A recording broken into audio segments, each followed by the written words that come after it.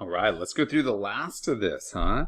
So, chapter 5, starting out, we got G's the centroid. So centroid's two things, right? So you have, it's the median, so it cuts the sides into two equal parts. So you know these are congruent, you know these are congruent, and these are congruent.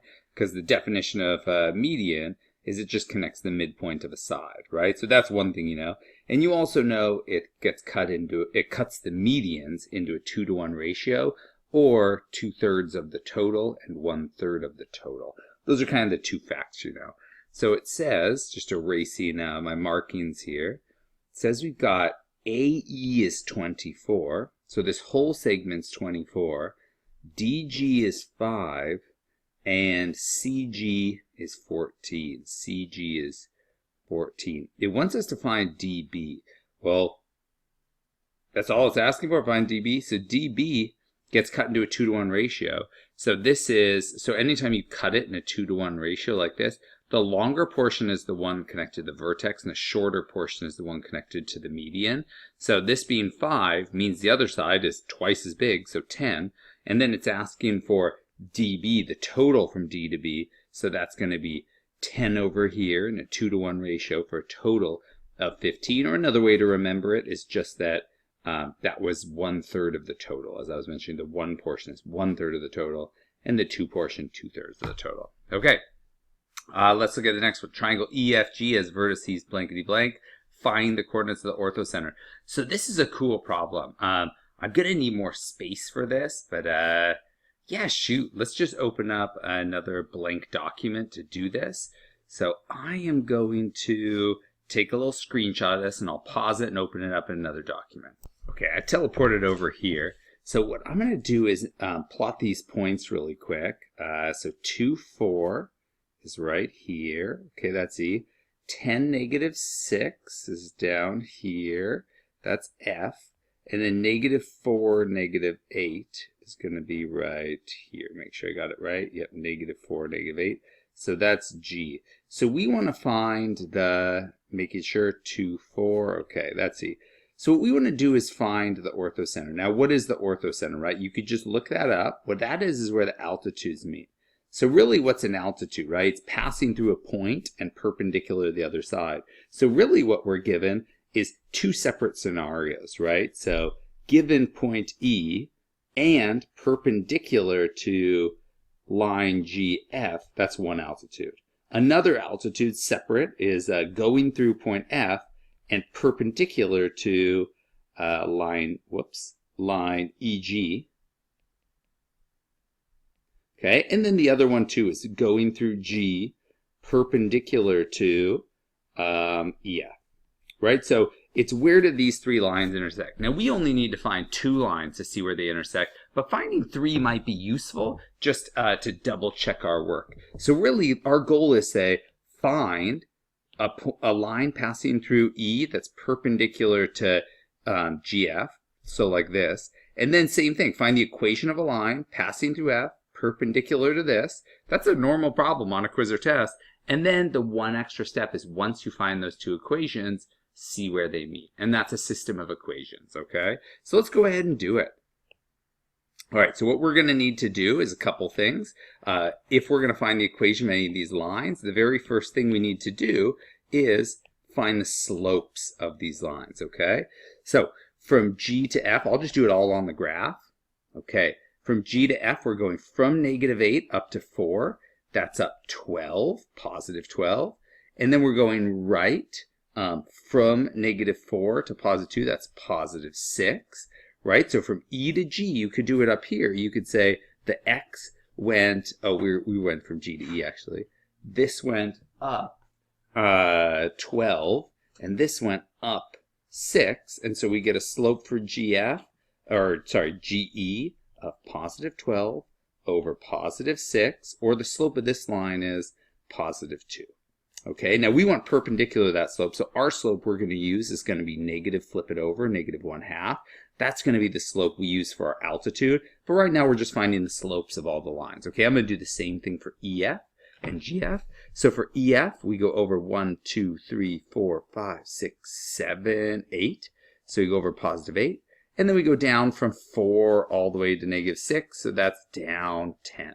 Okay, so the rise over run is we went down -10 and we went over +8. So that's -10/8 for EF, -10 over +8, or in other words, -5/4. That was the slope of this line. So our perpendicular slope is going to be, we flip that over, +4/5. That's going to be the slope of our altitude.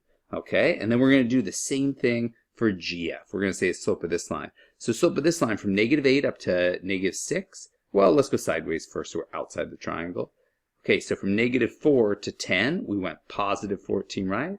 And we went up 2, so +2. So the slope here is rise over run, +2 over +14, or +1/7. That was the original slope. So our perpendicular slope of the altitude is going to be -1/7. Okay, so now we know the slopes of all our altitude, and we know the points they pass through, right? E is 2, 4. F is 10, -6. And G is -4, -8. So now all we need to do is go, we have a line going through a point with a slope, and we just need to write the equation of the line and see where they intersect. All right, so I'm just going to write them in point slope because I like point slope form. So we go y minus y value equals slope. Whoa, sorry, I wrote the wrong slope. Our new perpendicular slope times x minus x value. And then over here we got y minus y value equals the slope times x minus x value. Yep, double checking my work. Down here we got y minus y value equals slope. That's a positive, writing while I'm talking, +4/5 times x minus the x value. So we get those negatives and those negatives, and these negatives all cancel. All right, so if we're going to do system of equations, we might as well just write them in y equals mx plus b form. So let's just rearrange these. So we get y minus 4 equals -1/7 x, and this becomes +2/7 as I distribute in the -1/7. And then that becomes adding the 4, y equals -1/7 x plus, and then over here we're adding 4, and so 4 is going to be 28/7, and so that ends up being +37. All right, and then this one over here, we go y plus 6 equals -1/2 x plus 5. So we're going to subtract the 6 from both sides. We get y equals -1/2 x minus 1. Ooh, that one worked out nicer. And then we get here y plus 8 equals 4/5 x plus 4 times 4/5, 16/5. And then we're just going to subtract the 8 from both sides. And so we get y equals 4/5 x plus, and now if we're subtracting 8, we're really subtracting 40/5. So 16 minus 40, that's going to be -24/5. So the question is where do these lines all intersect, right? So where does this altitude meet this altitude meet this altitude? So where do those all intersect? So that was a terrible drawing, but it's probably somewhere around 3, -2. We'll see how this all works out, okay? So I'm going to choose any two of these to use in my system. I'm going to choose this one because it looks easier. And then this one, I don't know, because I like 5ths instead of 7ths. So I'm going to try my system of equations being where do these two lines intersect? And since I already have them in y equals mx plus b format, what that means is I can just use substitution with the y's right now and go, oh, well, they intersect when these two values are equal. Whoa, that's 24/5. And now I'm just going to multiply both sides by 10. So I get rid of all the fractions. This becomes -5x minus 10 equals 8x minus, so I'm multiplying by 10 on both sides. Okay, and then this becomes -48. Okay, so now rearranging a little bit, I'm going to add the 5x to both sides. I'm going to add the 48 to both sides. Okay, so that cancels, and we get 13x equals 38. So not so braino so far. Oh well. So x equals 38 13ths. And then we're going to go ahead and plug that in. I'm going to choose the easier one to plug it into. So y equals -1/2 times 38/13 minus 1. And so plugging that in, I get, or multiplying that out, I get minus 38/26 minus 1. And so minus 1 will be 26/26. And so that's a minus 50/64/26, which we could reduce to be negative 32/13. All right, so we get the point, 38/13 and comma negative 32/13. Oh, so I said around 3. This is really close to 3, but it's about, don't include this in your answer, but it's about 3 and then about, 2.5. So that was pretty close to what we get. Oh, negative 2.5. That was pretty close to what we drew right here. Okay, hope you enjoyed that one. I'm going to double check it in the other one just to make sure.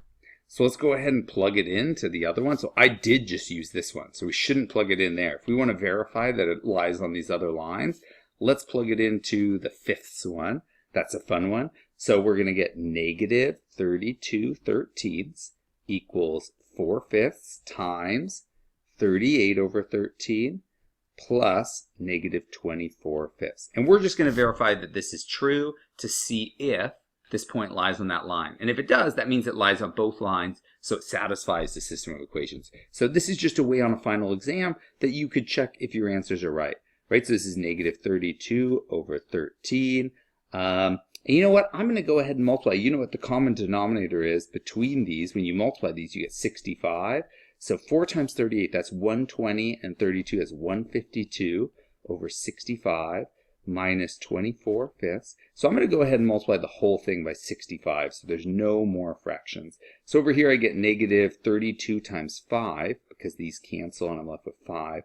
So that's 150, 160. So negative 160 equals 152 minus, and then 24, like this will cancel with the 65, and we'll be left with 13, so it'll be whatever 24 times 13 is. So that's what, that's a 240, whoops, that's the 10 part, and then 3 24s is 72 more.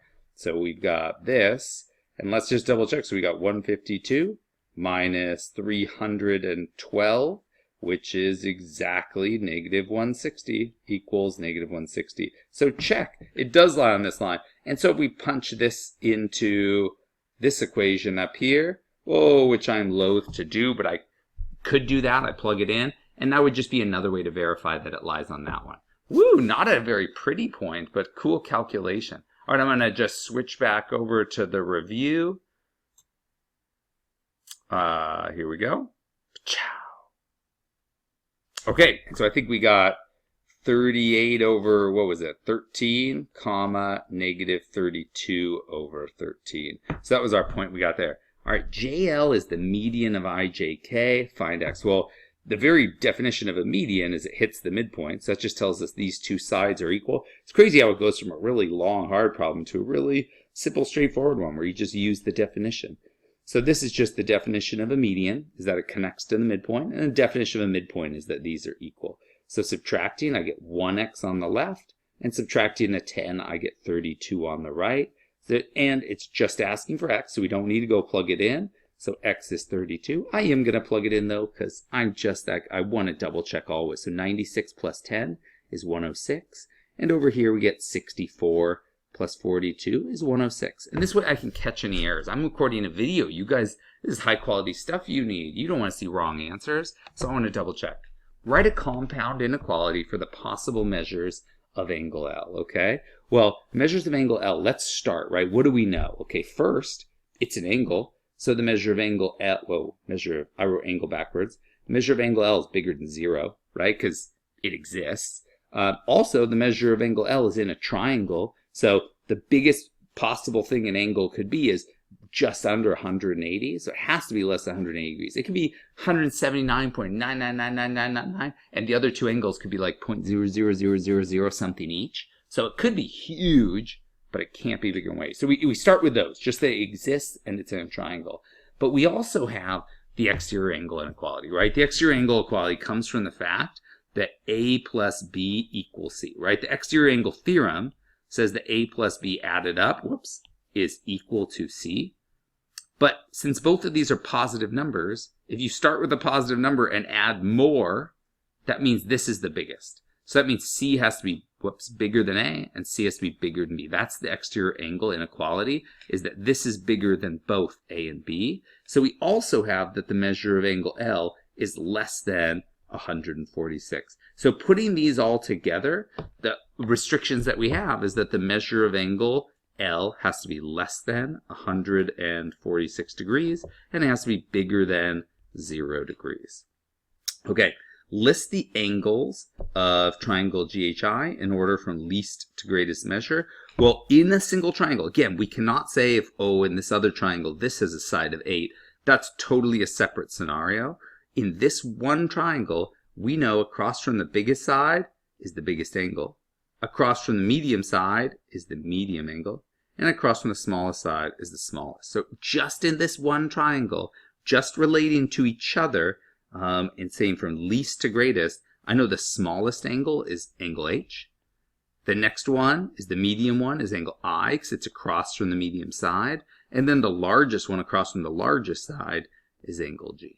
Or if they wanted measures, measure. Okay, list the sides of PQR in order from shortest to longest. So same question. Biggest angle is across from biggest side. Medium across from medium. Small across from small. Again, this only works in one triangle. And so we've got from shortest to longest. So we've got QR is the shortest. And then we've got medium is PQ is the medium. And then the longest is PR. Right? Name the shortest and longest segments. So this is trickier because now we've got two separate scenarios. So in the left triangle, we know that this is the biggest. Well, I'll do it on the inside. Because that's helpful for me. So we've got, this is the biggest, this is the medium, and this is the small. Just because biggest angle, medium angle, smallest angle. And then separately, totally separate question in purple on this other one.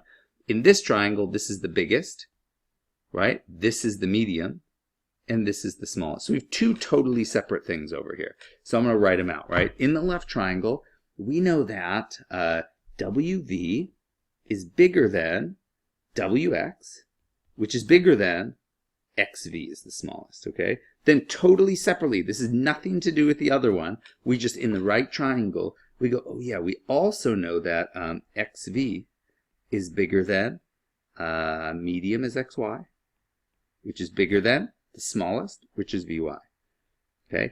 But now that we're done with geometry, we could just look at algebra, okay? We could zoom in and be like, oh, if I was given this in algebra, what do we know? And you go, oh, wait, look at this. This one is bigger than XV, and XV is bigger than this one. That's the very transitive property of inequality, right? If we have three numbers, and we know one is bigger than the middle, and the other one's smaller than the middle, we know exactly which one's in the middle, and we know that the biggest is bigger than both, and the smallest is smaller than both, right? That's the idea, right? If you have a number line, and you have three numbers, and you go, okay, well, here's B, and this is, right, positive numbers, like 5, 6, 7, right? So you go, oh, A's on this side, A's bigger than B. Oh, and by the way, C is on this side, C is less than B. Well, then it must be true that C is less than A. So if you have A is bigger than B, and B is bigger than C, then the transitive property says A must be bigger than C. Transitive property of inequality.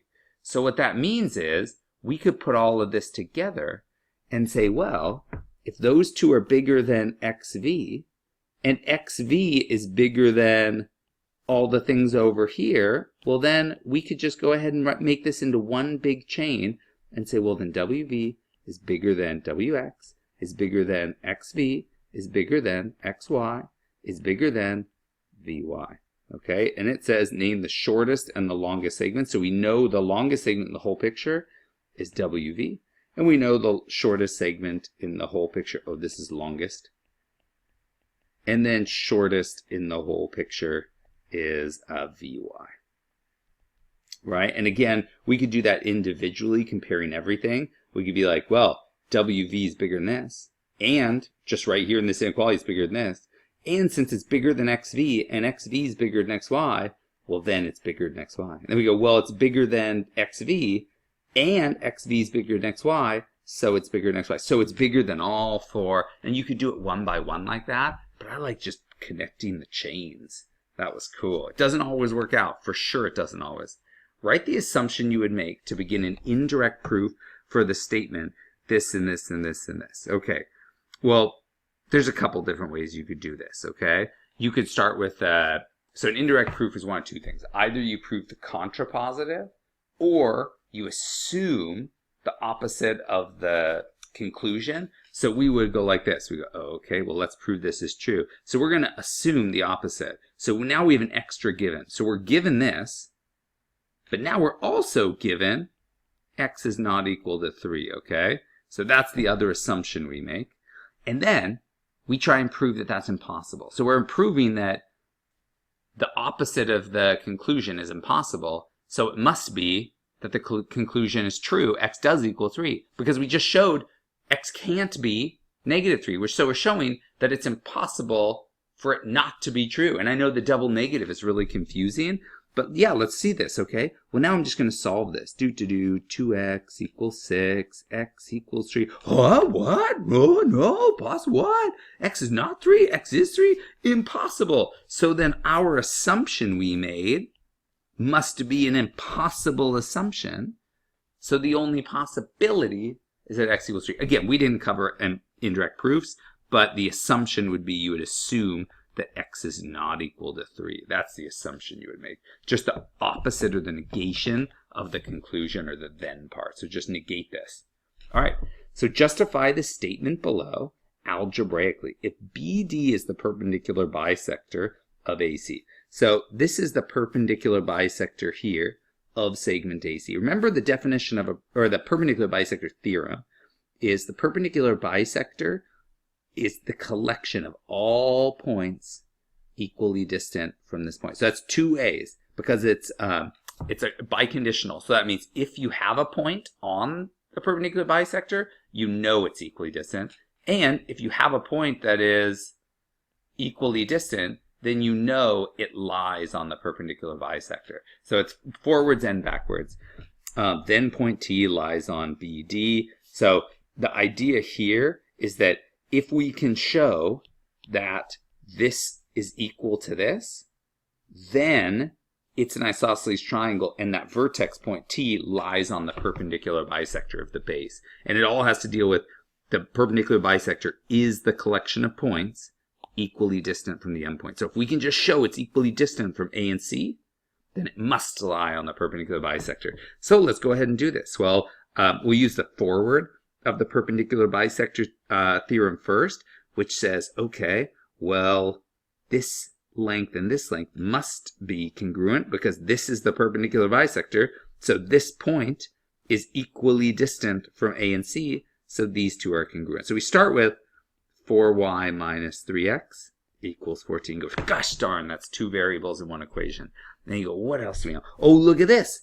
Another point on the perpendicular bisector. That means these lengths must be the same. So we also know x plus y is equal to 7. So if we have two variables in an equation, there's infinitely many solutions. It's a graph, it's a straight line. But now if we have two lines, we can see where that one point is where they cross. This is a system of equations. So I'm just going to write it like this. And I'm going to grab this equation, slide it under here, and go, ooh. And so now we want to somehow solve this. So I'm going to solve this one by elimination or the addition method, whatever your teacher called it. So I'm going to multiply this by 3. And, oh, sorry, I did not write this in the correct order. I want to line up my x's and my y's. So I'm going to erase the x plus y, and I'm going to write it as y plus x. So that way they line up correctly, okay? I'm still going to multiply it by 3, and what that's going to do is cancel out all the negative 3x and the positive 3x. Okay, so enough talk. Let's just do it. All right, so over here, we now have 4y minus 3x equals 14. Nothing changed. And down here, we have 3y plus 3x equals 21. Common mistake is people forget to multiply that number. Now we add these together. Those cancel, and we get 7y left over equals 35. So y is 5. Plug it back into either equation. I'm going to do this one because 5 plus what equals 7. So that means x equals 2. So the point where they intersect is 2, 5. Let's just check if it works in the first one. So plugging it in to verify, I get 5 times 4 is 20, minus 3 times 2 is 6. That does equal 40. Check it, it's on that line. Plug it in here, 5 plus 2 equals 7. Check, it's on that line. Okay, so we got our x and our y. Now it's saying, though, remember, we're trying to show that point T lies on the perpendicular bisector, so we're trying to show that these two lengths are the same. So just plug in our values and see what we get. 4 times y, that would be 20, plus 2, so that would be 22. And then up top, it would be 5 times y is 25, minus 3, that would be 22. And so if these lengths are the same, then by the perpendicular bisector theorem, or the converse of the perpendicular bisector theorem, it must lie on the perpendicular bisector. So any point equally distant from A and C lies on the perpendicular bisector of segment AC. Woo! That was a cool problem. Okay. It was all about showing those two segments are equal. Write the assumption you would make to begin an indirect proof of the statement. The 3 angle bisectors of a triangle are concurrent. And so you would say, okay, so this is saying like if 3 angle bisectors then intersect at one point. That's the kind of the idea. And so what you would do if you were starting this is you would assume that the then part is not true, right? That's the assumption, and then you would prove that that's impossible. And so our assumption would be that the 3 angle bisectors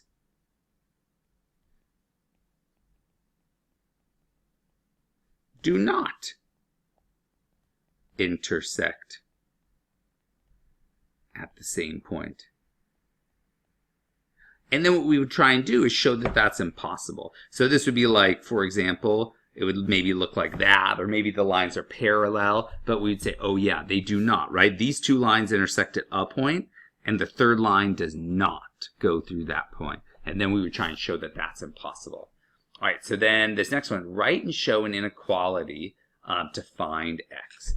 Okay, so what do we know? Well, the only inequalities we could talk about with angles in different triangles is if we have 2 congruent sides and 2 congruent sides. The only inequality we have is the forwards and the backwards of the hinge theorem, which simply says if we move these together like a hinge, we get a small angle and we get a small side.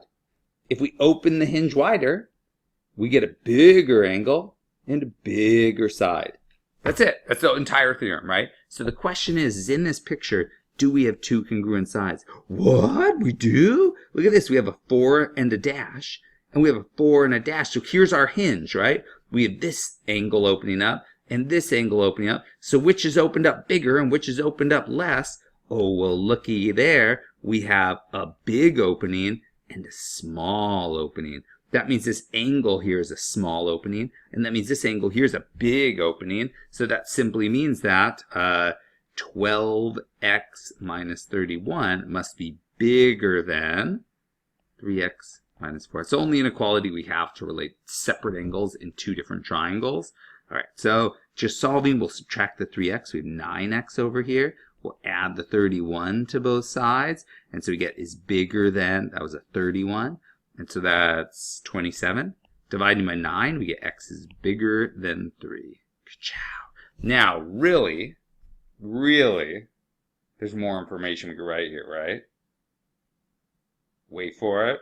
What can we do? Wait for it. What can we do? We need to say, and I mean, I don't know what they're looking for in this problem, but you need to say that these triangles exist, so they're bigger than 0, right? 12x minus 31 is bigger than 0. It's an angle that exists. And also, it exists in a triangle. And in a triangle, the angles add up to 180. So the biggest they could be is 180. So also we know that these are less than 180. Now, in a bigger sense, anytime you have a one-sided inequality for possibilities, it's probably not right. Sometimes it does work out, but 9 times out of 10, there's an upper limit and a lower limit. Like, if you keep growing the angle big enough or the side big enough, it rips the triangle apart. If you keep shrinking it low enough, you get into the negative lengths and negative angles. So usually there's always an upper and a lower limit, so that should trigger something in your memory if you go, oh, wait a second.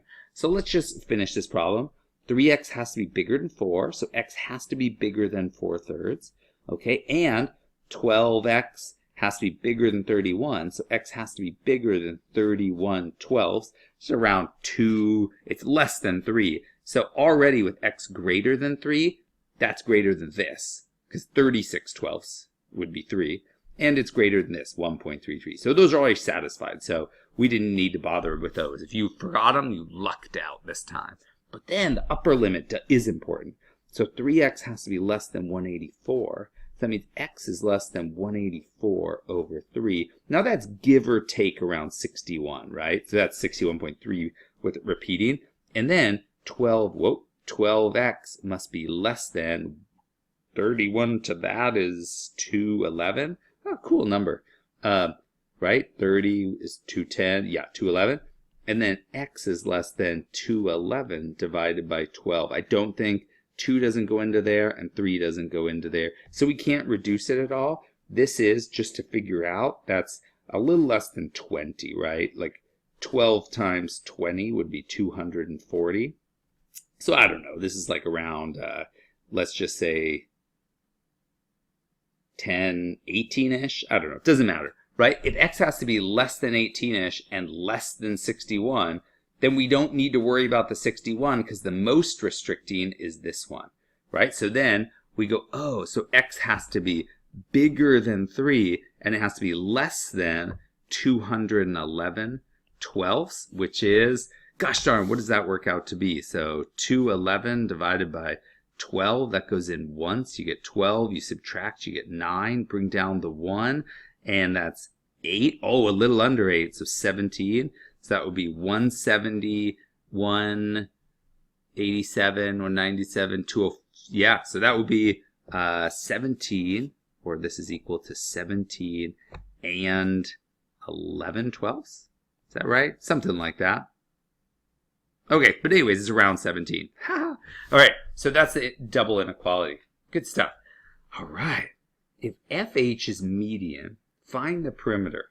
Ooh, so again, definition of median is it hits the midpoint. So that just means 2x plus 23 is equal to 7x minus 12. So subtracting 2x, we get 5x equals, we add the 2, we get 25. So that means x equals 5.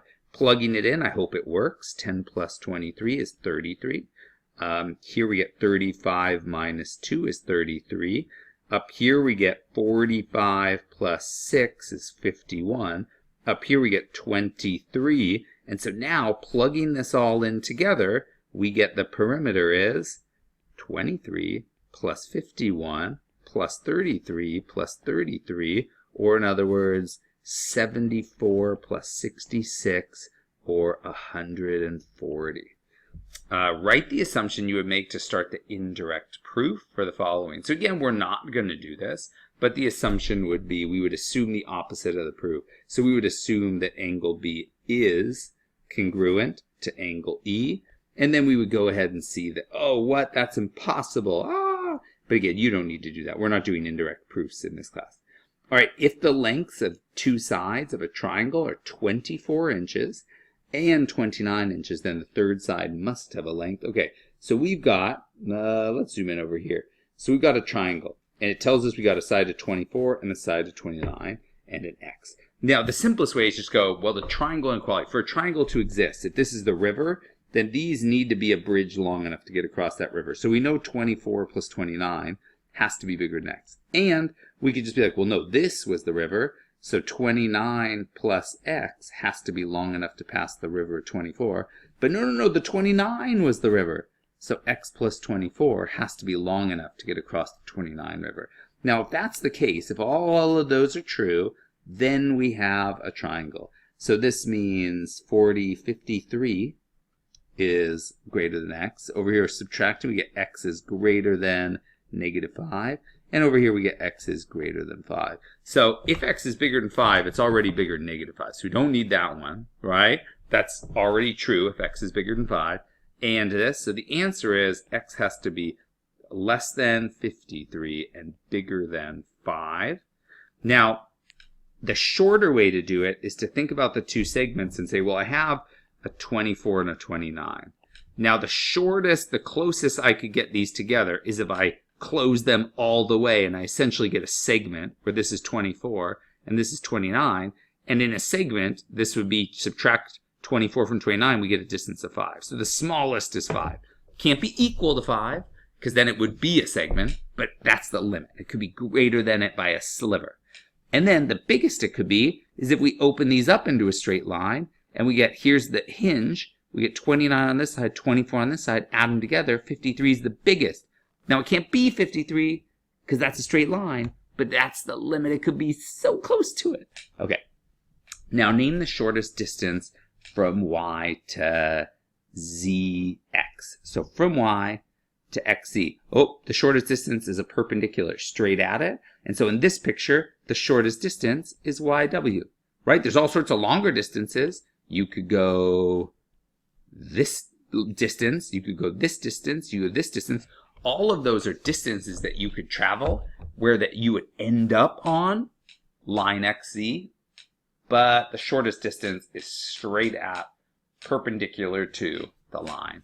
It's actually a definition about the distance from a point to a line. Okay, and then write and solve an inequality to find x. Oh yeah, bread and butter here. Okay, right off the bat, I know these exist. So x plus 20 is bigger than 0, and 3x plus 10 is bigger than 0. They're side lengths, they exist, right? What's the other limiting factor, okay? So we have two things, right? Here, sides exist.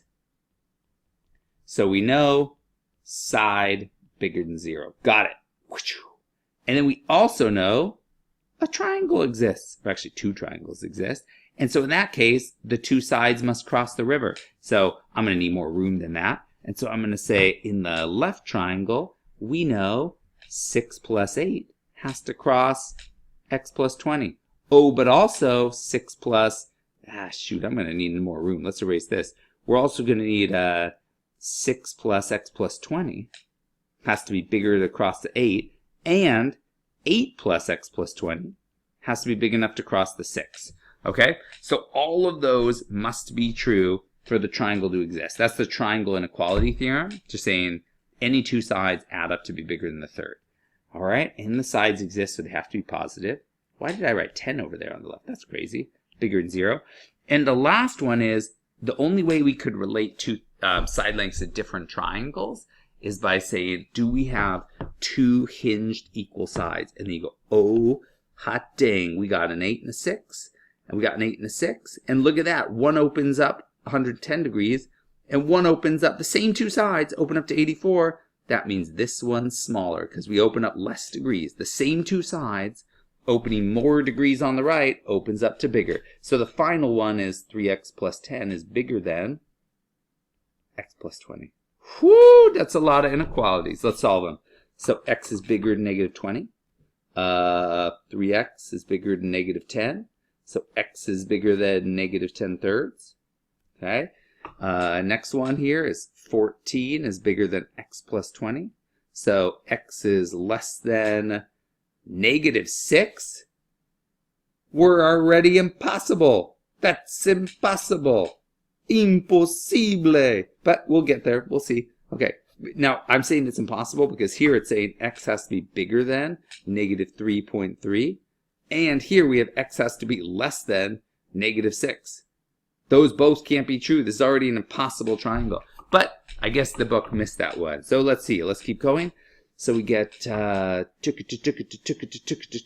is x plus 28 is bigger than 6. So x has to be bigger than negative 22. And here we get x plus 26 bigger than 8. So x is bigger than negative 18.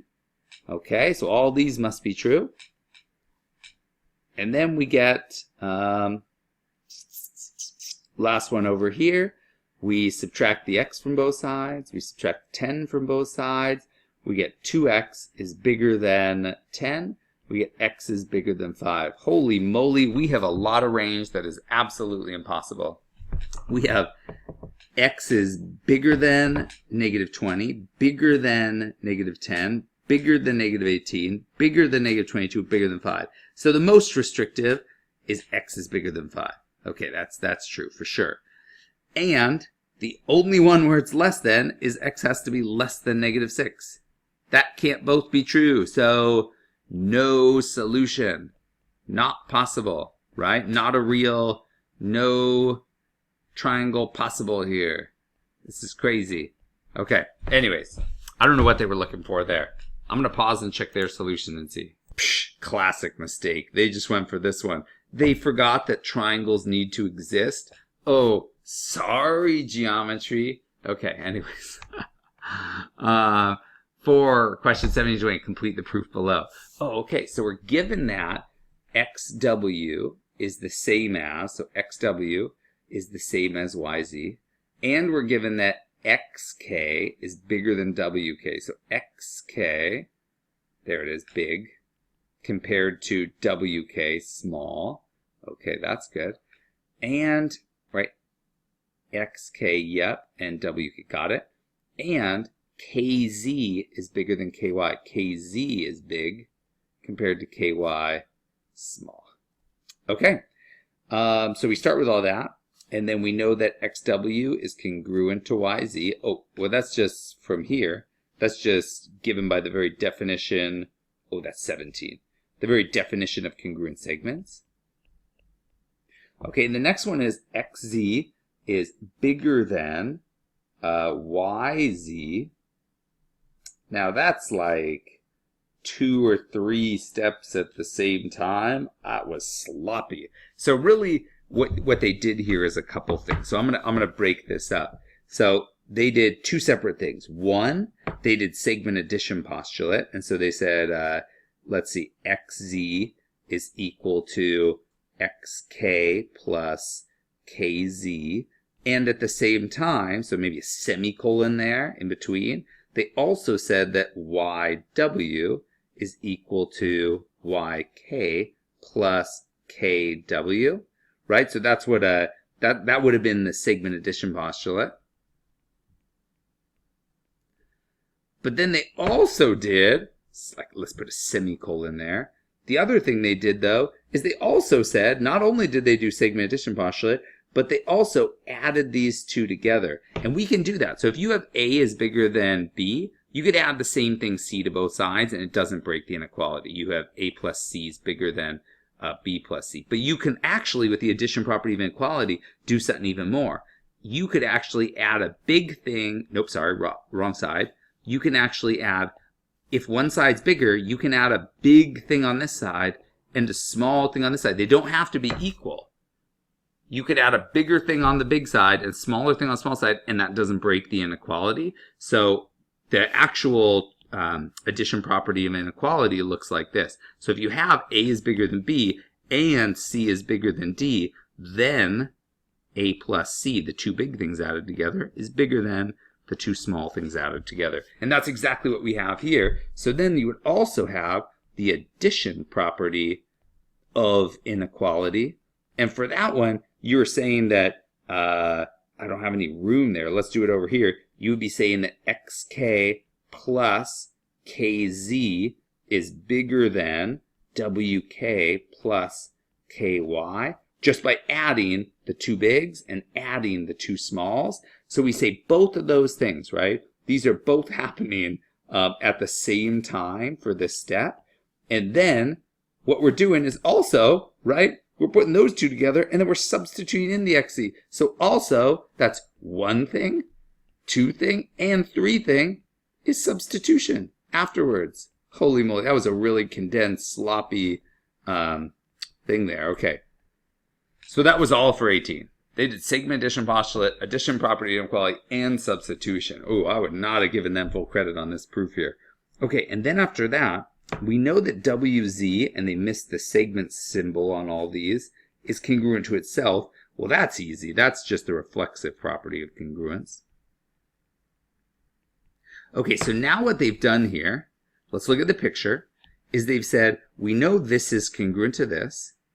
We also know that WZ is congruent to itself. So what we have is these 2 sides and the same 2 sides, And then we know that xz is bigger, so we have xz across this way is opening up bigger than this one is opening up small. So what that means is this angle is smaller than this angle, right? So that means angle xwz right here is bigger than angle yzw. That's the very Hinge theorem. So you could say Hinge theorem, or you could say, so that's an or, SAS triangle inequality theorem. Whew! Okay, write an equation in slope-intercept form for the line containing the median to DE, 2DE. So 2DE means it's hitting segment DE, so we're finding the midpoint there, and then we're just writing the equation of the line through those points. Well, the midpoint is halfway there. So the midpoint of DE is equal to, and you just add the x's, so 0 plus 2c over 2. You add the y, 0 plus 2d over 2. So the midpoint is just 2c over 2, or c, and then 2d over 2, or d. Okay, so that's that point. And now we just want to write the equation of the line between those. Okay, so what's the slope of this line? Well, the slope of this line is this point and this point. Let's call this point 2 and this point 1 for no reason at all. So the y2 minus y1 over x2 minus x1. Okay, so that's what we have right there. Nothing special about it. And then we just write the answer in point slope form. So I could use either point. I'm going to use this point because it has a 0 in it. But you could have used the one with the c and the d. It doesn't matter. So I'm going to go, it's y minus 0, which is just y, equals the slope, so negative d over 2a minus c, all times x minus the x value. All right, or I could have instead plugged in the other point, and I could have said this is y minus d, right, just using this point instead. So it's, let's erase and do it in purple then. This is the exact same equation, y minus d equals negative d over 2a minus c times x minus c. There we go. So either one of those, it's the exact same equation. And whether you plug in either point, it'll work out. That would be a fun one for me to do, but I don't want to burn time. But you could plug in a point. For example, if I plug c and d in here, look at this. If I plug c into this one, c minus c is 0. So I get 0 on this side. Plug in d on the left, and I get 0. Check, that point's on the line. Harder is to plug in 2a. But let's do it. We should get this. Whoa, I meant to put a star there. If we plug in this point, it should work. So look at this, 2a minus c, and times negative d over 2a minus c. Look at this, there's a unit 2a minus c on top and bottom, so they cancel. The whole right side is left to be just negative d, and on the left we get 0 minus d. So negative d equals negative d, check. Oh, cool. So I was just showing you that if you plugged in the points, they actually work on the line. There's no, like, magic here, right? And we could do the same thing with the one above. It's the exact opposite, right? If you plug in the 2a, that's when you get the 0 on this side. You plug in y equals 0. And then the other one is, if you plug in c, you get c minus 2a, which is actually the same thing as this, but a negative. So when these cancel, you get a negative 1 left over. And then you plug in the d here, and negative 1 times negative d is equal to positive d, which is exactly what you wanted. So it does work out. So I just wanted to show you, you can plug in the points, and algebra is so cool. It always works out. I mean, unless you made a mistake. Okay, let's move on to the next chapter.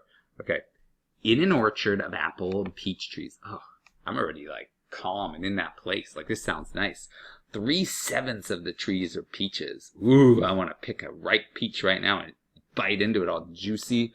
Find the ratio of apple trees to peach trees. Ooh, well, if we have a bunch and 3/7 are one thing, then the rest are 4/7. That's the rest, right? And so what's the ratio of 3/7 to 4/7? Well, we just multiply both sides by 7, and the ratio is 3 to 4.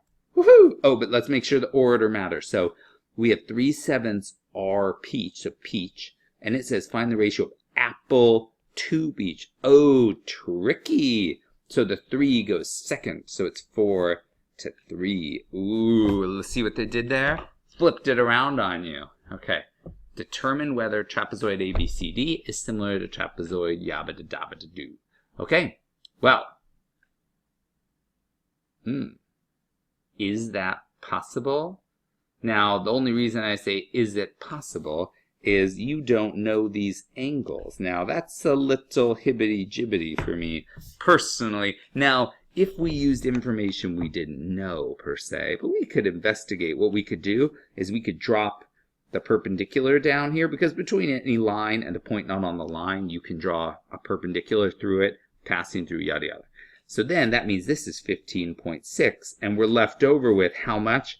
Whoa, what's that? That's almost 8, so 7.8.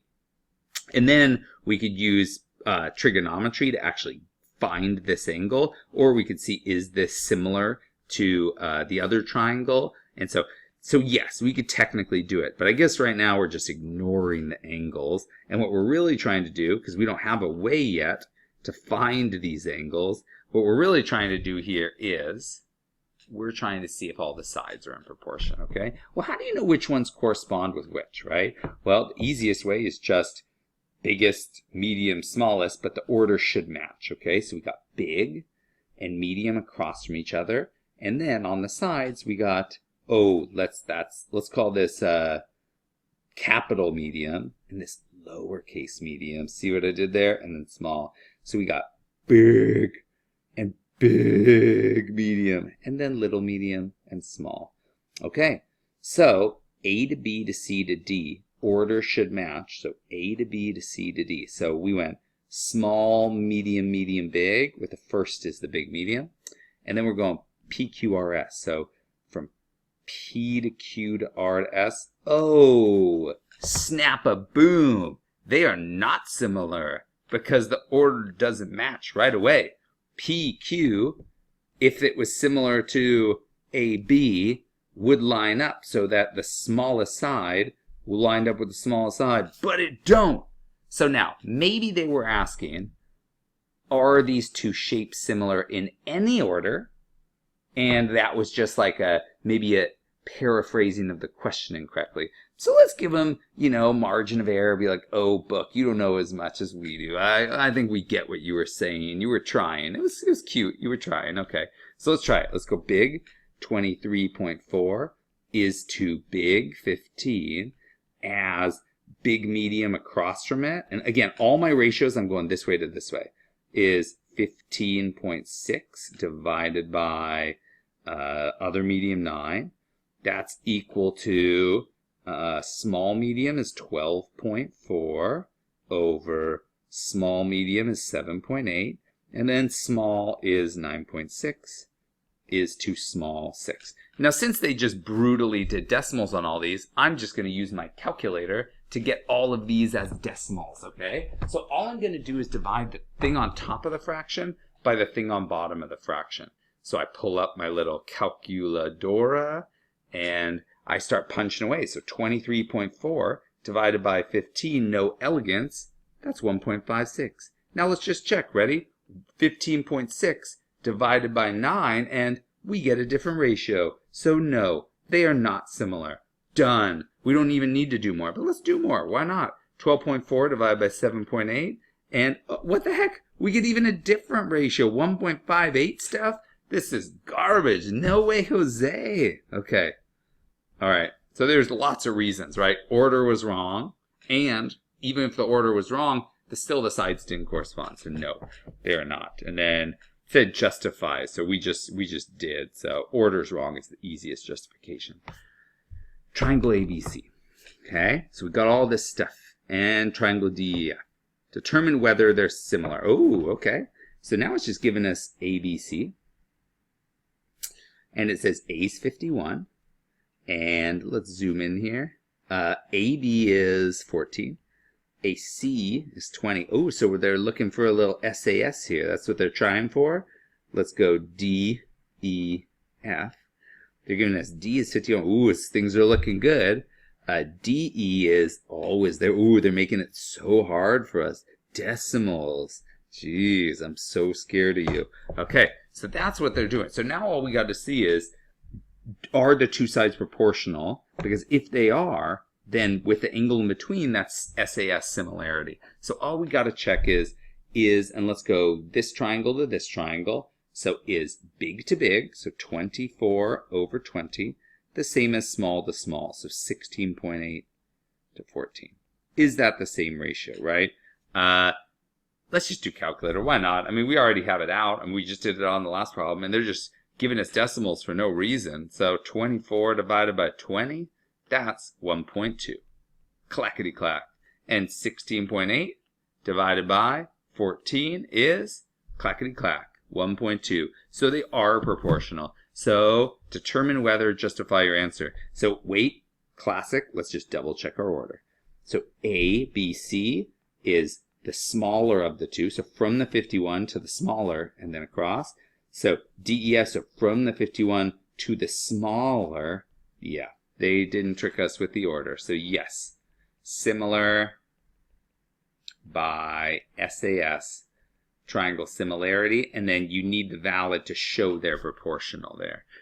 All right, so a painting that is 48 inches by 12 inches is reduced to fit in an area that is 30 centimeters by 10. So we got a 48 by 20.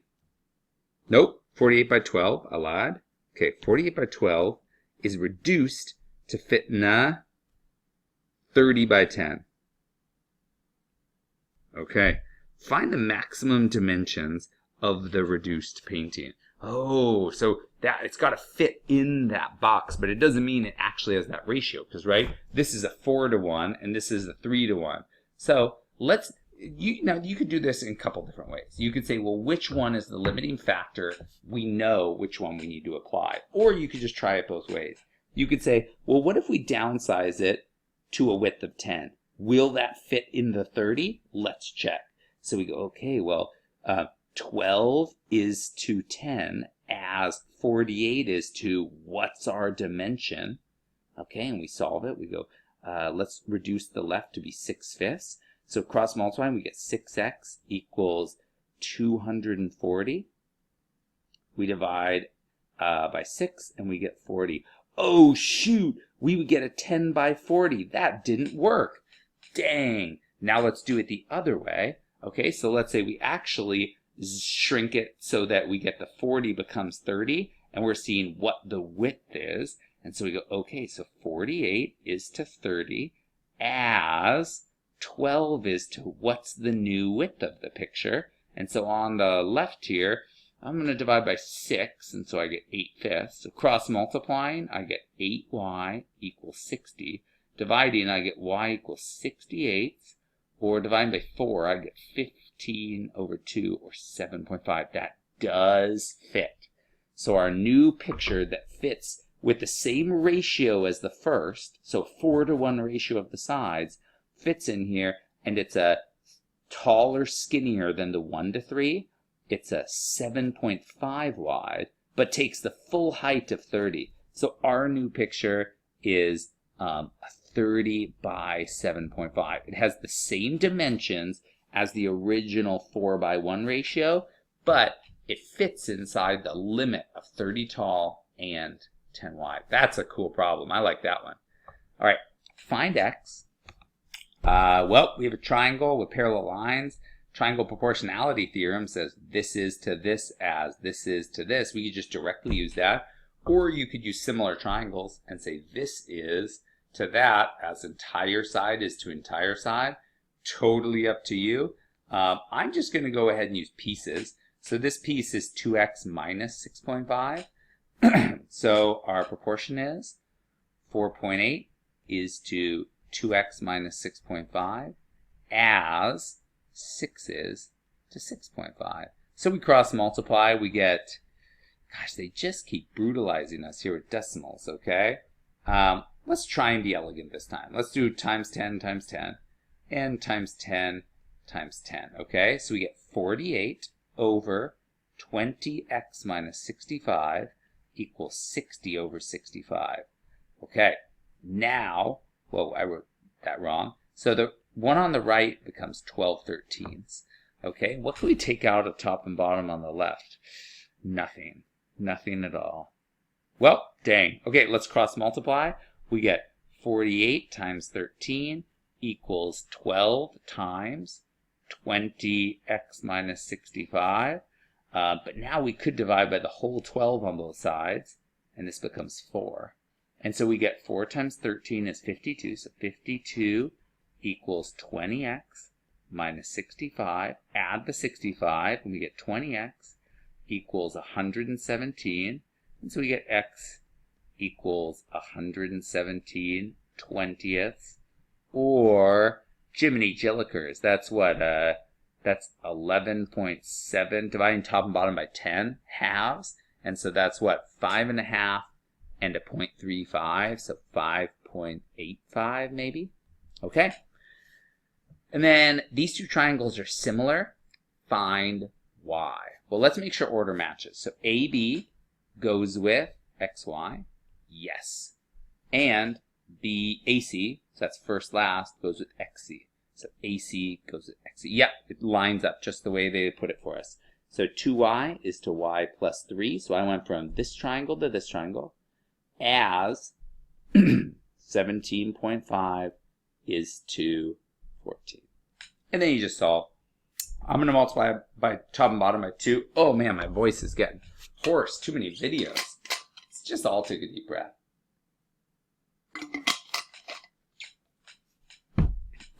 All right, let's do this. Multiplying by 2, this one becomes 35 over 28, which I could divide by 7, so that's really 5/4.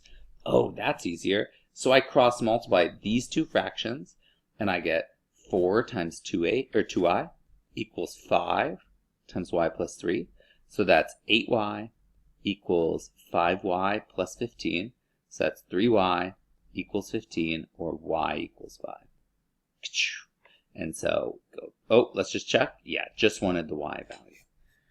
All right, the ratio of the measures of the sides of a triangle is 2 to 5 to 6. If the length of the longest side is 48, find the perimeter. So it's just saying, what multiple of this ratio are all the sides if this is true? Well, what did you multiply 6 by to get 48? Oh, it's a multiple of 8. So if you enlarge each of these by 8, the ratio of 2 to 5 to 6 becomes times 8, 16 times 8 is 40 times 8, 48. So it tells us that the longest side is 48, and they're in this ratio, so here's the 3 sides. And so it says find the perimeter, so you just add those up. So that's 88 plus 16, or 98, 104. Find the measure of angle I. Okay, well, we do know that these lines are parallel, so along this transversal, the alternate interior angles are congruent, so these two angles are congruent. Oh, groovy. Okay, so now all we need to do is find that angle. Well, in this triangle, we have 180 degrees, so those two together is 98, and so 180 minus 98 leaves us with 82 degrees. So that's 82 degrees. That was alternate interior angles, saying these were the same. And then you just needed to find it. Or you could have done vice versa, and you could have said, well, alternate interior angles along this transversal, 53 is over here, 53, and vertical angles, this is 45, and you get the same number here. All right, triangle ABCD is similar to DF. Oh, that's nice of them. And AB and BC, and then it gives you, and AC gives you all 3 sides. Oh, I see. So the idea here is if we want us to find the perimeter, the perimeters of the two similar triangles is in the same ratio as each of the sides. So first let's find the perimeter of ABC. So we just add those up. So the perimeter of ABC is equal to 8 plus 13 plus 15, or 21 plus 15, or 36. Okay? But now the ratios of the perimeters, so the perimeter of ABC to the perimeter of DEF is in the same ratio as any matching sides. Well, we have a side of DF is 20, and then we just need to know which side does DF correspond with. Well, DF is first last, so that corresponds with AC, so that means it's in ratio with this 15, so it's in the same ratio as 15 to 20. Okay, well, we already found the perimeter of ABC, so let's put that in. So perimeter of ABC here is 36, and so there we go. The perimeter of DEF is this ratio right here. So I'm going to reduce the right to be 3/4, and then we just cross multiply this, and so we get 3 times perimeter equals 4 times 36. Divide both sides by 3, and that means cancel, cancel. We have 4 times 12, so perimeter is 48. Very cool. Okay, 10 says triangles are similar, and it gives us A, B, G, D, B, D, D, B, D, B, D. Find the scale factor. Oh, okay. So we just need to find two sides that match. So let's see. AB would match with JK. Do we have JK? No. So this is not useful.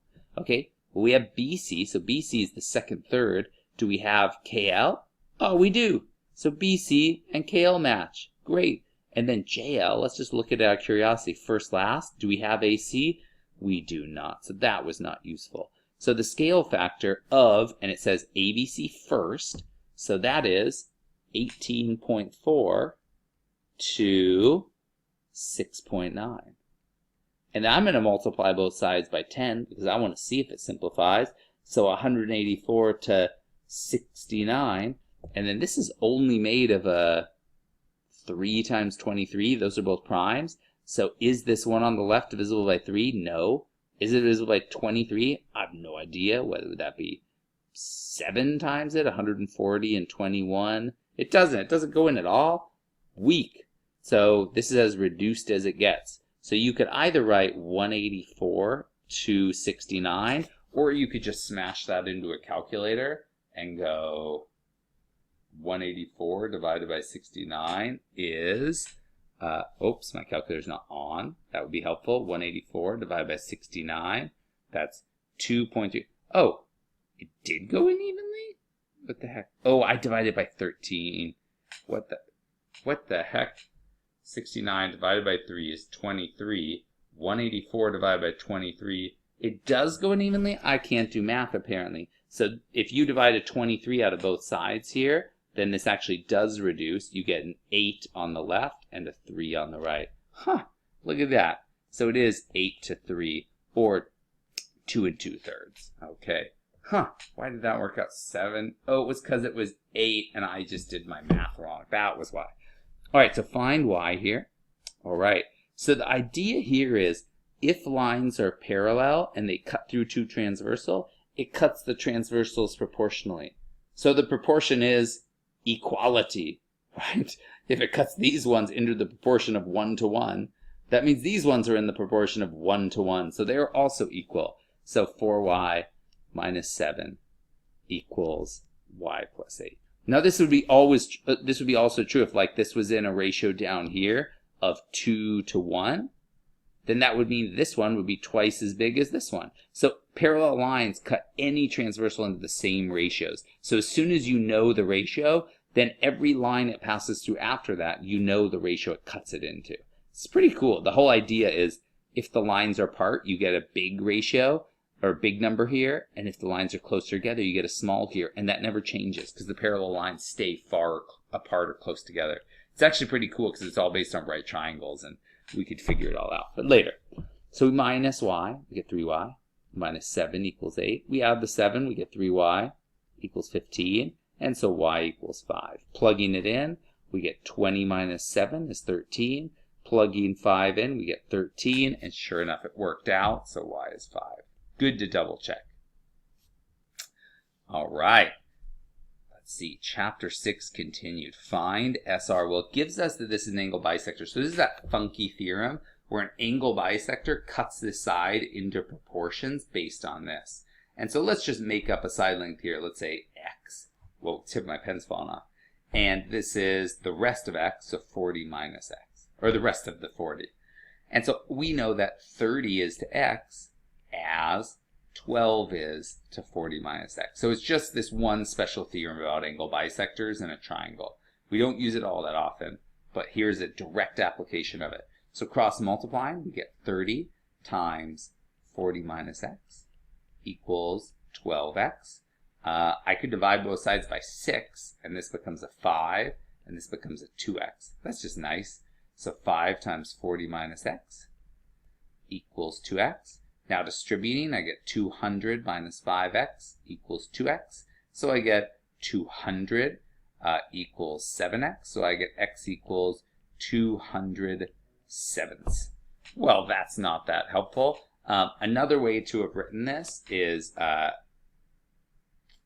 mean, we don't need to. But another way to think about this is, yeah, we don't need to go into separate. I just like investigating things in like 100 different ways. So this is a little less than 30 is the idea. So this was a little less than 30, and this would be a little less than 12. Okay, here's just the other way to look at it. So anytime it's like that peach tree, apple tree thing, if you allot this much and this much into like a proportion, well then this is 30 add them together 42ths, and this is 12 42ths of the bottom.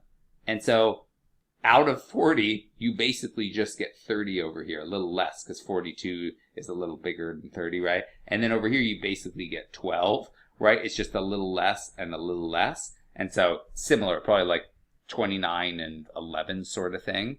All right, anyways, so we get x equals 200. Oh, it said find SR. So never mind, SR is 40 minus x. So we get 40 minus 200 sevenths. Well, what's 40 as sevenths? That's 280 sevenths. And so we subtract those and we get 80 sevenths. Or 11 and 3 sevenths.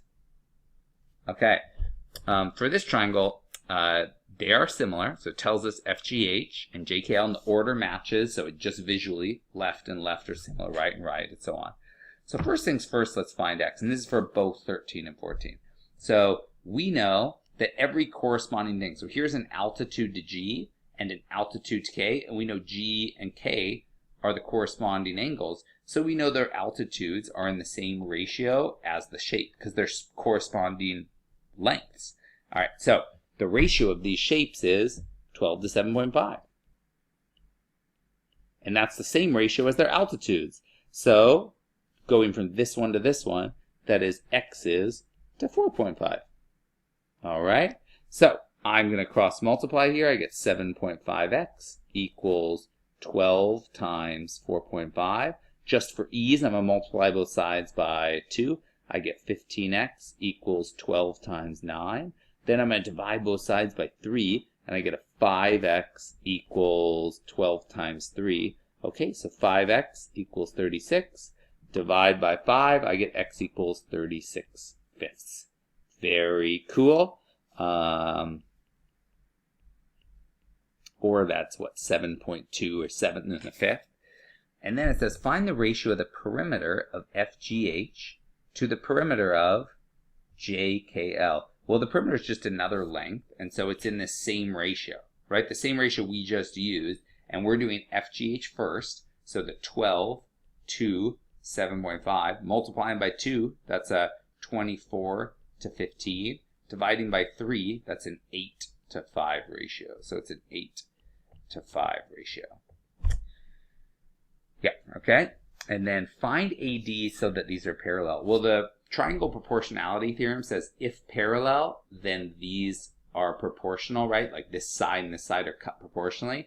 And the converse is true. So if the sides are cut proportionally, so in other words, if, whoa, a pen. If 5x is to 2x minus 4, if that's equal to, so I went this one to this one, so I got to go this way, as 8x is to 3x. So if that's true, then the lines are parallel. So let's cross multiply. Oh, if we cross multiply, no, we're going to get a quadratic. Well, we could just reduce this side, and now it's just an 8/3. So we cross multiply now, and we get 15x equals 8 times 2x minus 4. So that's 15x equals 16x minus 32. Subtracting, we get 1x here and 32. Wow, that was nice. So x is just equal to 32. Now they want us to plug it back in because they want AD. So let's plug it back in. We get 5 times 32, that's 160. Plug in 32 here, we get 64 minus 4 is 60. And on the right, we get 32 times 8 is 240, and 16, that's 256. and then times 3 is 96. And so then you could just double check that these are the same ratio. So let's check. If we put these in a fraction, dividing by 10, that'd be 6 over 16. Then dividing by 2, that'd be 3 over 8, right? So if we divide both of those by 20, we get 3 over 8. So on the right, we should get the same thing. Well, if we divide both of those by 32, we get 3 and 8, right? 3x to 8x is 3/8 always. So that did work out. Now, if you wanted to do the quadratic, it wasn't so bad. So 5x times 3x. I'm just showing you. You don't have to do this. Oh, and it asked for AD, so it was 60. We didn't want x. Okay, but we could have solved the quadratic. Equals 8x times 2x minus 4. Yep, that's it.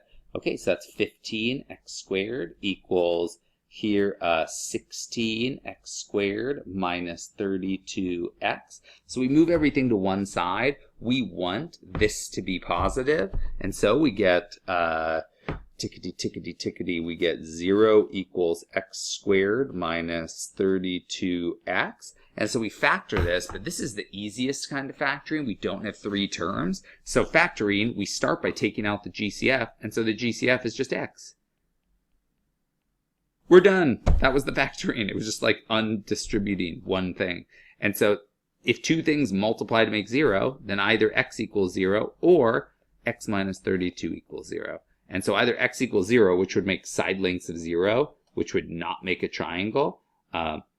What? 0 is to 0 as 0 is to -4. So that doesn't even work. And the reason it didn't work is because if you have 0 divided by 0, that just breaks math. So that was a double, super, triple impossible thing. So that was not a valid solution. But over here, we add the 32 to both sides, and we get x equals 32. Isn't that interesting how over here 0 divided by 0 could be equal to 0 divided by -4? Because it's nonsense. I mean, partially it's because 0 divided by anything is 0 on both sides. And so when you multiply, you just got 0 equals 0. So that was the real reason. Except here it was divide by 0. Broke it. Anyways, let's move on. Find the fourth iterate of the expression that, where x initially, the fourth iterate, that is a really interesting thing. Okay, so I think what they mean, so to iterate means to repeat the same steps over and over. I mean, it's not a very clear statement. It's really interesting that that came up anywhere. So I'm assuming what they mean is, let's set x to 0.8 and plug it into the equation. So we get 3 times 0.8 minus 1, which is 2.4 minus 1, which is 1.4. So we go, okay, so we started with 0.8, we plugged it in, and we got 1.4. And so then I think what they mean is, let's just plug it back in and see what we get. And so 3 times 1.4 minus 1, that's 3 and 1.2, so that's 4.2 minus 1, that's 3.2. So we go, boozhoop, we get 3.2. And we plug it in again, and we go, okay, so 3 times 3.2 minus 1, that's 9.6 minus 1, that's 8.6. So I'm assuming this is not counting as an iterate. So that'd be like the 0. So here's the 1 iterate, the 2, the 3. So we want the 4th, so we just plug in 8.6, and we get 3 times 8.6 minus 1. So that'd be 24 and 1.8, so 25.8 minus 1. So that'd be 24.8, I think. That's interesting. I have not seen that. That would definitely not be on our problem. All right. Sorry, I was just checking if that answer was right. It was. Okay. So 15-foot tall climbing wall casts a 20-foot shadow. So we go, okay, so here's a 15-foot wall, and it casts a 20-foot shadow. Walls, we're assuming, is vertical, but actually we're not, because we're saying 15-foot tall. So even if the wall was sloped, we still measure height perpendicular to the ground. So we've got 15 is a tall, so it's perpendicular to the ground, 20-foot shadow, and then the building casts a 32-foot shadow, so we've got another thing that casts a 32-foot shadow, and then find the height of the building. So the sun's rays, since the sun's so far away, it's basically like the rays are parallel. I mean, I'm curious what the actual difference in rays, but because if they were even off by like a sliver of a degree, they would have veered through space by insane amounts in the whatever 8 minutes or so it took for light to get from the sun to the Earth. So for them to land at the same point in Earth or within a few feet, they have to be going like 0.0000000, so close in terms of degrees that we just call them all parallel. Okay, so all the light coming to Earth is parallel. So we've got parallel lines coming in, and so that's forming the same angle with verticals and the same angle with horizontals. So we have similar triangles here, and so we're just going to use the little proportionate. We're going to say how tall is the building, and so we just go 15 is to 20 as height is to 32. So over here we had a 3 over 4, and so just cross multiplying we get 4h equals, so it's 4h is 3 times 32, 96. So dividing, we get the height is 24. Cool stuff, so 24. All right, 18. If triangle ABCD and triangle EFG are similar, and these other things are medians, find BD. So again, it's saying that two triangles are similar and we know their ratio. Oh, I like fractions so much more than decimals. And then it's saying these are the medians and we know B and F are corresponding. So from the same corresponding points, they're the same corresponding median thing. So then their ratios are in the same ratio as the original. So we go 5 and 1/4 is to 7 as, so I went from this one to this one, as 2x minus 5 is to x plus 5. So I'm going to multiply this by 4 on top and bottom, and I get 21 on top, and I get 28 on bottom. So then dividing by 7, I get this is just a ratio of 3/4. So now I cross multiply. So 3 times x plus 5 equals 4 times 2x minus 5. So I get 3x plus 15 equals 8x minus 20. And then I plug that back in, and so I get, or I didn't mean I subtract, and so I get 5x on this side. Add the 20, I get 35. So I get x equals 7. Plugging that back in, I get this is the length of 12. And this was the length of 14 minus 5 is 9. And so that's in a 3-to-4 ratio, which is the exact ratio we got of the two triangles. So yeah, 3-to-4 ratio, x is 7. It asked for the length of BD. Luckily, I already plugged that back in and got a length of 9. Stage 1 is repeated in the upper left half of the unshaded area of each stage. Find the perimeter. So this is another one that we're not doing. It's the same like as the iterate thing, like 16. So it's just saying stage 1, they had that. Then stage 2, they had that. And it's always in the upper left half of the unshaded region of each. And so basically, we're just going to do this and shade that. And then we're going to cut it again and shade that. And then we're going to cut that one again. We zoom in. And we cut that one and we shade that. And then we cut that one and we shade that. And we're just going to continue this like fractal over and over. So the more you zoom in, you get the same pattern. Find the perimeter of the smallest square in stage 3. Oh, stage 3? Okay, well, is it giving us the perimeter of anything? Oh, that's 10. Gotcha. So this was 10 by 10 by 10 by 10. So the perimeter was 40. Well, what's the perimeter of this one? Right? So the perimeter of this one is 40 in stage 1. And then in stage 2, you cut the 10 exactly in half. So now you have a 5, a 5, a 5, a 5. So the perimeter was 20. Or you could have just said, I cut the length in half. So 2-to-1 ratio, I cut the perimeter in half. So stage 3, what's the perimeter of the small? Right? That's just cutting it in half again. So the perimeter is 10. Right? Very cool. They could have done further than stage 3. They could have had us keep going and going and going. All right, in the ratio of the lengths of the sides, I'm doing the bonus problem, of triangle ABC is 4 to 5 to 2.5. So this is a number. So those are the ratio of the sides. The scale factor of triangle ABC to DEC is 5 to 2. And the scale factor of DEC to FEG, whoa, this is a lot of information, is 1 to 4. BC is the shortest side. Okay, so BC is the shortest side. So this is BC right here. And AB is the longest. Okay, so here's AB. That means this middle one is AC.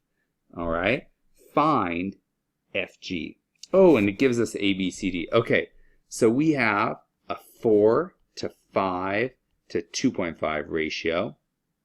And we know that BC, which is the shortest, ends up being 10, right? And so just double checking, BC is the shortest side. Got it. And so that's the 4 in the, oh no, what? They didn't put it in order? That's crazy. So this is BC. The shortest side is the 2.5. I'm sorry. I thought usually when you write an extended ratio, you just write it from smallest to largest. That was a silly assumption I made. So BC is the shortest side. That's this one. So BC is the 2.5. And that ends up being 10. So what did we do to this ratio? What multiple of it do we have? We have times 4. Right? 4 times 2.5 is 10. So the sides of this are times 4, 16, and 20, and 10.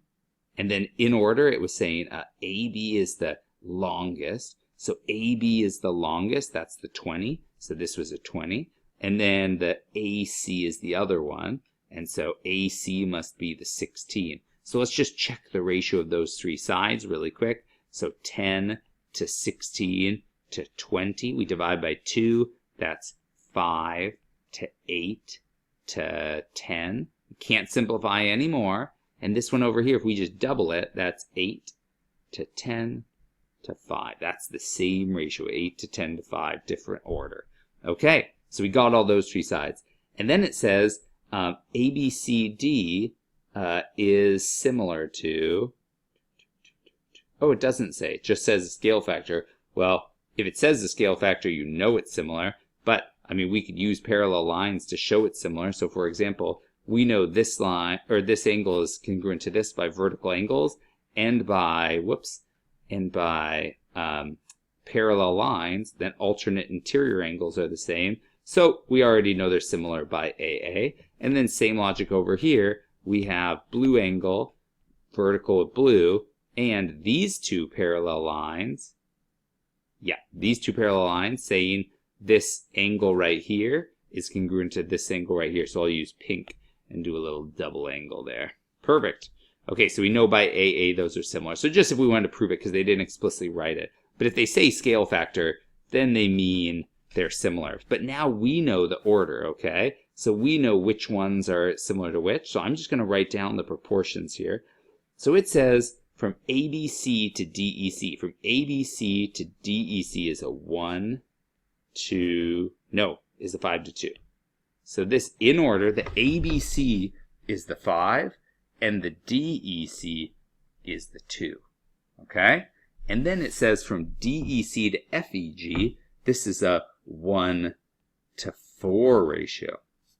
All right, so if we want to use a scale factor, a really shorthand way is saying this one is the 5 copy, so it all has multiples of 5, so we divide by 5 and then multiply by 2 to get the other ones. Or we could one by one do it, but that's a really shorthand way, okay? So let's zoom in and solve for this, okay? Here we go. So we know that between the 1 and 2 marks in AC, that goes with this one over here. So let's just, I don't know, let's do blue line here. Matches with blue line here. And then we'll do a different one. We'll do orange. Ooh. An orange line here between the 2 and nothing is the 2 and nothing. And then between the 1 and nothing is green. And 1 and nothing is green goes with this one here. So in a 5 to 2 ratio, we're dividing by 5. That gives us 2. And so this is a 4. And just to double check, 10 to 4, is that a 5 to 2 ratio? It is. Check. And then 20, if I divide it by 5, I get 4. Times 2, I get 8. And so the orange side is 8. Again, is 20 to 8, a 5 to 2 ratio, divide them both by 4. Yes, that's a 5 to 2 ratio. All right. And then the last one is 16. Boo. 16 divided by 5 doesn't work out nicely. So we go 16 divided by 5 times 2. So that's 32 fifths. So this side, 32 fifths. Okay, now I'm going to erase some of my color coding there. Okay, 32 fifths. Oh, and let's get rid of that. Okay, so we have a 4 there. Great. And now we also know which sides and angles are corresponding in the last triangle, and it's in a 1:4 ratio. So all we're going to do with a 1:4 ratio is literally just multiply every side by 2. We just need to know which ones correspond. So this side here corresponds with this side here. So multiplying 8 by 4, we get this is a 32, because 8 to 32 is in a 1:4 ratio. Also, we know that between the two, let's call it, oh shoot, different color. Let's call it between the 2 and nothing is the 2 and nothing, so the orange side. So we just multiply that by 4, and we get 32 over 5 times 4, so that's 128 fifths. Okay, and then the last side we'll do green, and we'll say between the 1 and nothing, or between the blue 1 and nothing, is this side, and so we get 4 times 4, 16. Boom! Okay, let's see what it was asking. Find FG. So FG was 128 fifths. So 128 over 5, or in other words, what? 25.6, maybe? Okay. Woohoo! All right, you guys, that was it. I hope you enjoyed that.